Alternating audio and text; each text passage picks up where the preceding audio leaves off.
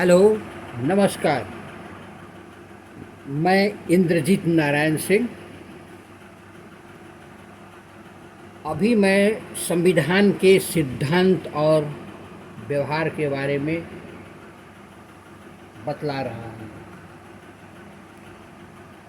मेरी qualification MSc anthropology, LLB, संविधान विशेषज्ञ। आज का विषय है संविधान में इतने संशोधन किए गए हैं।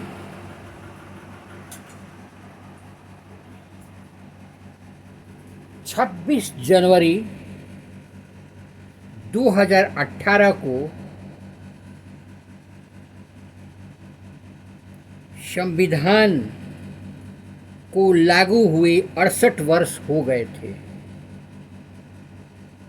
दिसंबर 2017 तक इसमें 101 संशोधन किए जा चुके थे। संशोधन प्रक्रिया की कठोरता को देखते हुए संशोधन की यह संख्या काफ़ी बड़ी मानी जाएगी। आइए जानने का प्रयास करें। मैं इस तरह से संविधान संशोधन की बारे में बात करूंगा जिसे आप आसानी से समझ सकें।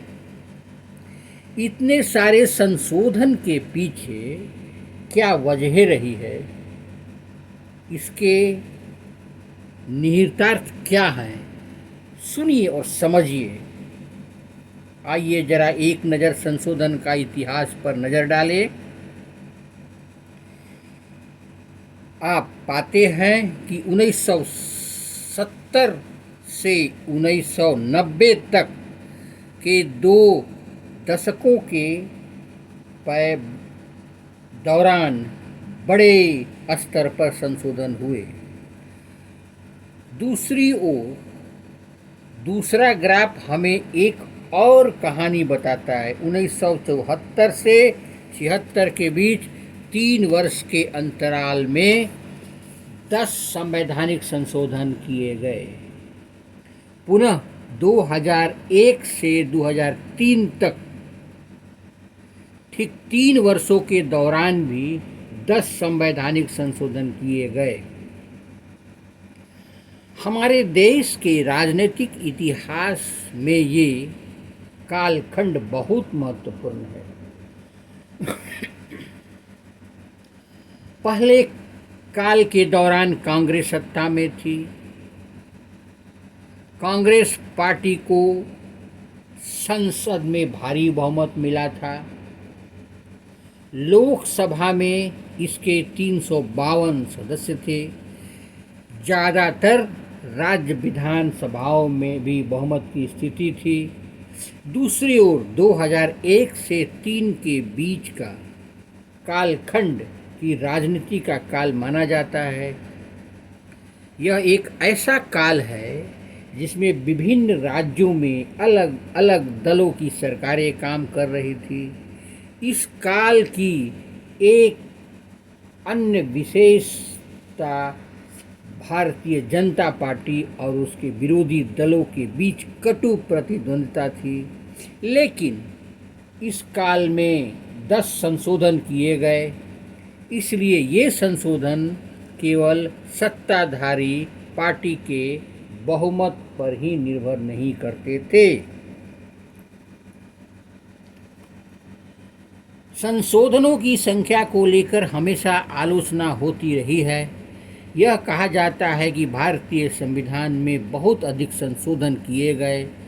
बाहरी तौर पर 68 वर्षों की अवधि के दौरान संविधान में 101 संशोधन की बात अजीब लगती है। उच्च न्यायालयों के न्यायाधीशों की सेवानिवृत्ति की आयु को 60 वर्ष से 62 वर्ष किया गया। 15वां संशोधन करना पड़ा। इसी प्रकार उच्च न्यायालय के न्यायाधीशों का वेतन बढ़ाने का संशोधन 55वां संशोधन हुआ। इसी बात के अन्य उदाहरण के रूप में हम विधायिकाओं में अनुसूचित जाति जनजाति के लिए सीटों की आरक्षण संबंधी उपबंधों को ले सकते हैं। मूल उपबंध में आरक्षण की बात 10 वर्ष की अवधि के लिए कही गई थी, किंतु इन वर्गों को उचित प्रतिनिधित्व देने के लिए इस अवधि को प्रत्येक 10 वर्ष संशोधन आगामी 10 वर्ष के लिए बढ़ाया जाना आवश्यक समझा गया। इस संबंध में जब तक 5 संशोधन किए जा चुके हैं, परंतु इस संसाधनों के मूल उपबंधों में कोई अंतर नहीं आया। इस प्रकार हम कह सकते हैं कि ये केवल तकनीकी संशोधन है। दल बदल विरोधी कानून 52वां तथा 91वां संशोधन के अलावा इस काल में मताधिकार की आयु 21 से 18 वर्ष करने का संविधान में 61वां संशोधन, 73वां और 74वां संशोधन किए गए। इस काल में नौकरियों में आरक्षण सीमा बढ़ाने और प्रवेश संबंधी नियमों का स्पष्ट करने के लिए संशोधन किए गए। 1992-93 के बाद इन कदमों को लेकर देश में एक अन्य आम सहमति का माहौल पैदा हुआ। इन मुद्दों से संबंधित संशोधन पारित करने में कोई खास दिक्कत नहीं आई।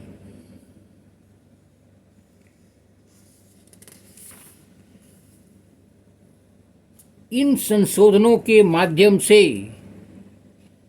दल संविधान के मूल स्वरूप का बिगाड़ना चाहता है। इस संबंध में 38वां, 39वां और 42वां संशोधन विशेष रूप से विवादास्पद रहे हैं। जून 1975 में देश में आपातकाल की घोषणा की गई। ये 3 संशोधन इसी पृष्ठभूमि से निकले थे। इन संशोधनों का लक्ष्य संविधान के कई महत्वपूर्ण हिस्सों में बुनियादी परिवर्तन करना था। पिछले 3 दशकों में संविधान की बुनियादी संरचना को लेकर देश की सभी संस्थाओं में सहमति पैदा हुई। वास्तव में संविधान का 42वां संशोधन एक बड़ा संशोधन है। इसमें संविधान को गहरे स्तर पर प्रभावित किया। एक प्रकार से यह सर्वोच्च न्यायालय द्वारा केशवानंद मामले में दिए गए निर्णय को भी चुनौती थी। यहाँ तक कि इसके तहत लोकसभा की अवधि को 5 वर्ष से बढ़ाकर 6 वर्ष कर दिया गया। अपने मूल कर्तव्यों के बारे में अवश्य पढ़ा होगा, सुना होगा। इन्हें संविधान में इसी संशोधन द्वारा जोड़ा गया।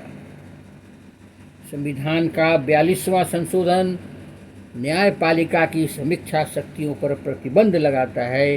कहा जाता है कि इस संशोधन के द्वारा संविधान के एक बड़े मौलिक हिस्सों को नए सिरे से लिखा गया। क्या आप जानते हैं कि इस संशोधन के द्वारा संविधान के प्रस्तावना 7वीं अनुसूची और 53वें अनुच्छेद में परिवर्तन किए गए। जब वह संशोधन संसद में पास किया गया तो विरोधी दलों के बहुमत से संसद जेल में थे। इसी पृष्ठभूमि में 1977 के चुनाव हुए और सत्ताधारी दल कांग्रेस की हार हुई।